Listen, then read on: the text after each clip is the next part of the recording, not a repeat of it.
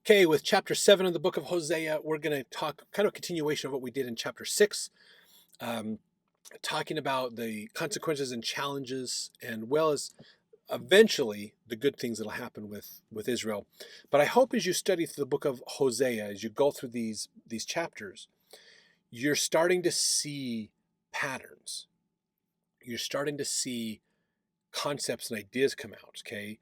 Ancient Israel, and this is very common, this is probably, other than the fact that the Old Testament is a true testament to the love of God for his people, the Old Testament does more than just provide us with some pretty cool stories of ancient times. It teaches us patterns and trends. These patterns are causing physical problems in ancient world. These are patterns of the spiritual problems that'll be happening in the last days. We saw this in the book of Daniel and Ezekiel as well. So we're going to see more of this in Hosea. So think about these patterns. Does our day and age, when we look at this idea of how bad Israel is and what are their problems, do we have this in our day and age? Yeah, we do. Are we heading down the same path Israel is? Yes, we are.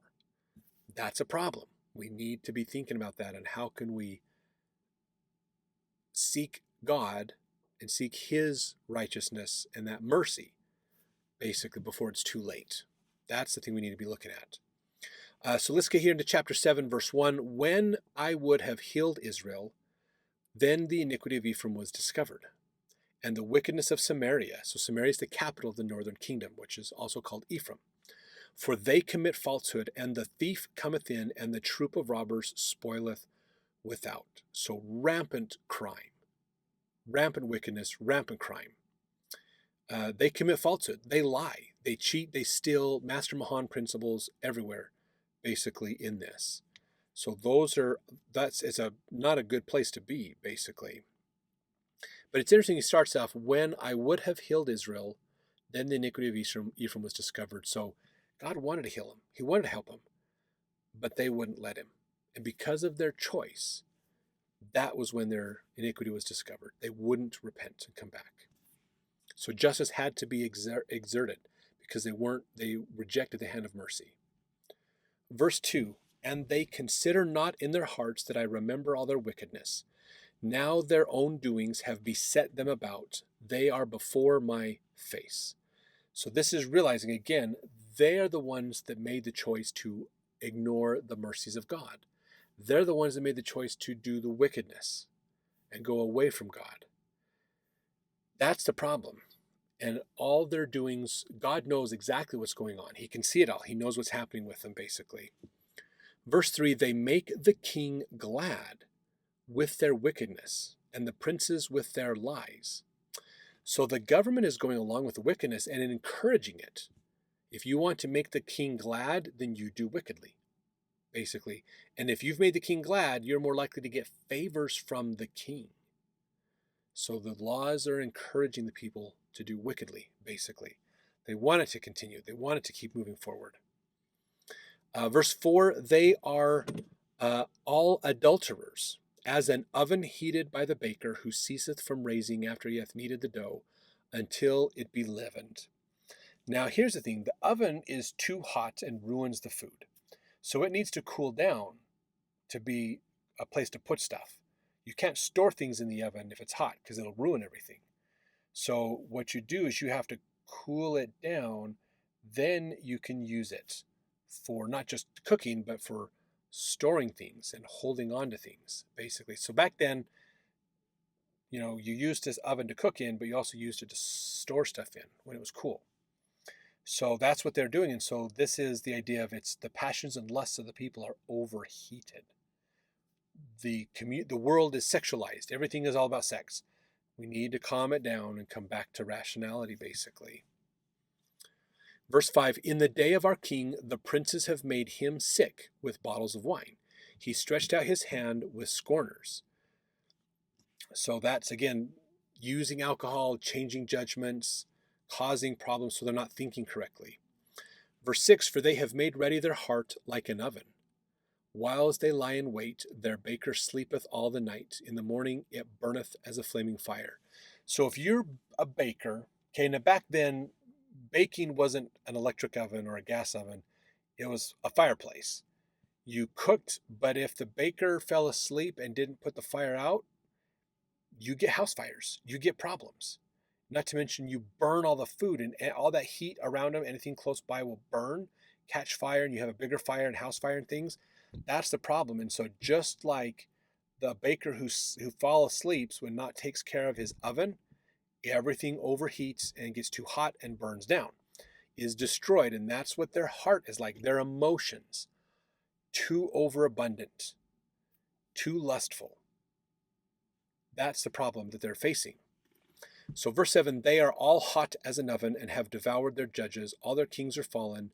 There is none among them that calleth unto me. So no praying, no acknowledging God, no asking God for help.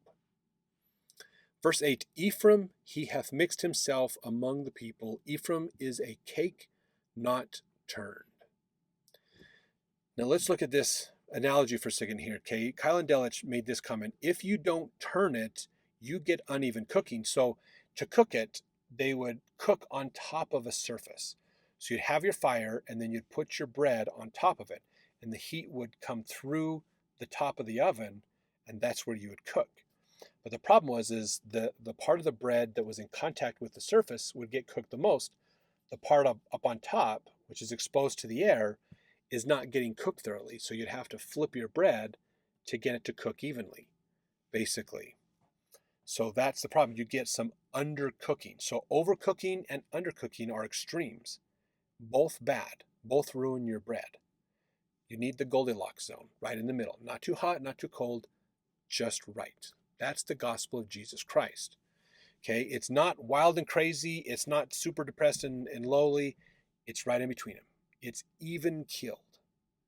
That's the gospel. Okay, so continuing back on with Kyle and Delich's commentary, they said the meaning of this figure is explained by verse 9.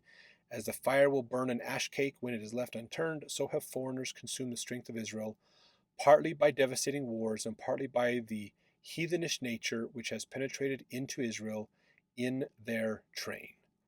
So they've gotten too greedy, they've gotten too extreme in their views and their ideas, and that's the problem. Just like it says in verse 9, strangers have devoured his strength, he knoweth it not. Yea, gray hairs are here and there upon him, yet he knoweth it not. So being oblivious to changes and moving off course, that's the problem. Challenges are coming, changes are happening, he's being stressed out, he's being aged, but he's not realizing it. It's like getting older but believing you can play as hard as you used to. They think everything's good. They think they're fine. They think they're still in their youth. They're okay. They don't realize how much things have changed over time. Aging, basically. That's what's going on. So that's this challenge, basically. So verse 10, we get, and the pride of Israel testifieth to his face. So that is the the pride. It's like right there. It testified to God's face. I can see this. They do not return to the Lord their God, nor seek him for all this. So they're not thanking God for their blessings. They're not asking God for their help. They've avoided God.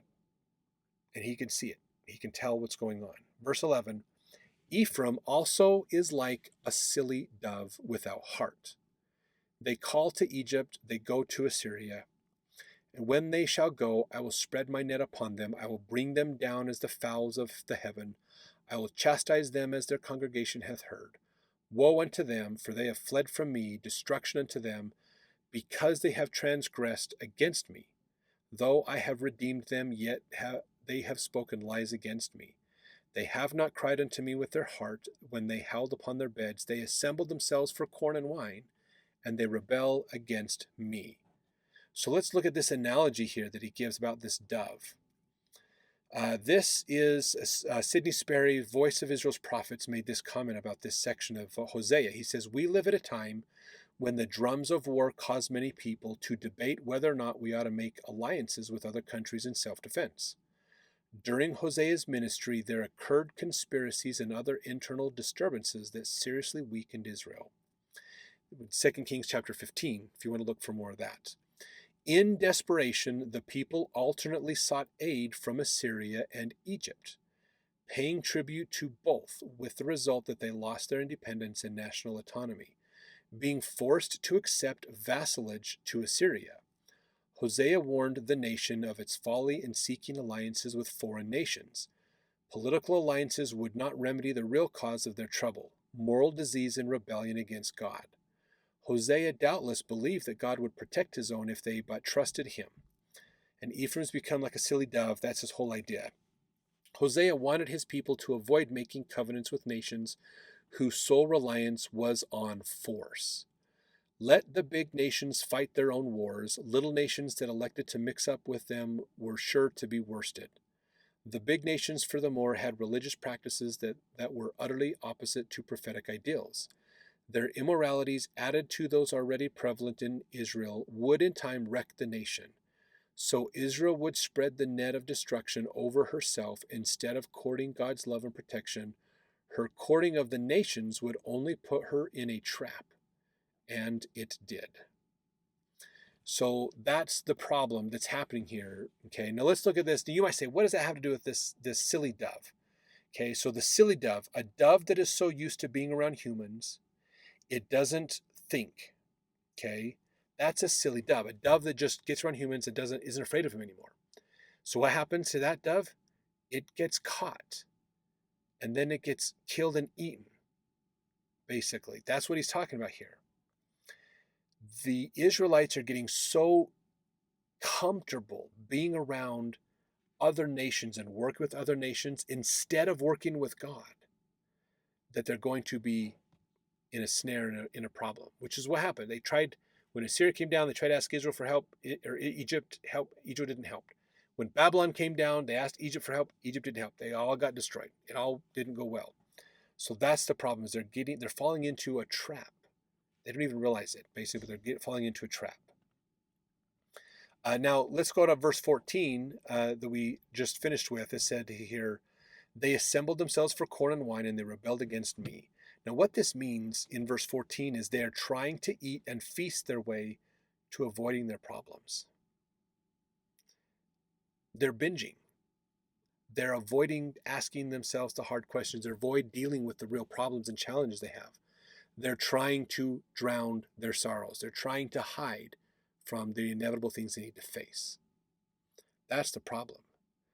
They're using ceremonial feasts to false gods in hopes that helps them, but not to the true God who really can help them. When do we avoid our problems? When do we hide our sins? When do we think, oh, if I just stop talking about it, or if I just do enough other good, it will cover my sin? We need to realize that that doesn't necessarily work. We need to still own up and deal with the challenges and things we have. Be honest with ourselves. That's really important. Be honest with ourselves.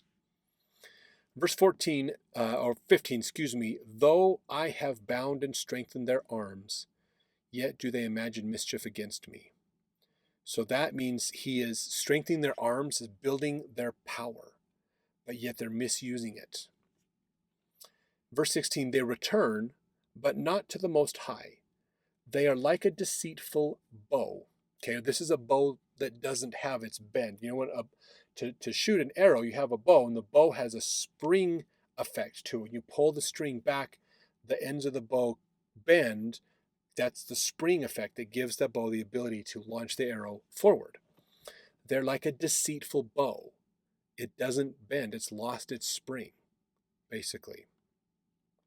Their princes shall fall by the sword for the rage of their tongue. This shall be their derision in the land of Egypt. So this is like a bow that won't work. The army's coming after me. I need the bow to fight. Oh, it's not going to work. It's defective. It's gone bad, basically. So this shall be their derision in the land of Egypt. That last phrase, the derision to trust Egypt for help will make you the laughing stock of the area. That's what God's saying in verse 16. Do not rely on Egypt. They seem cool. They seem nice. They seem popular and amazing. They're not. They're fake. Okay, the greatest blunder of the early 6th century war would go to Judah for that. That's for sure. They were warned, but they didn't follow it, unfortunately. That's the problem. So let's continue on with this thought process into the next chapter, basically.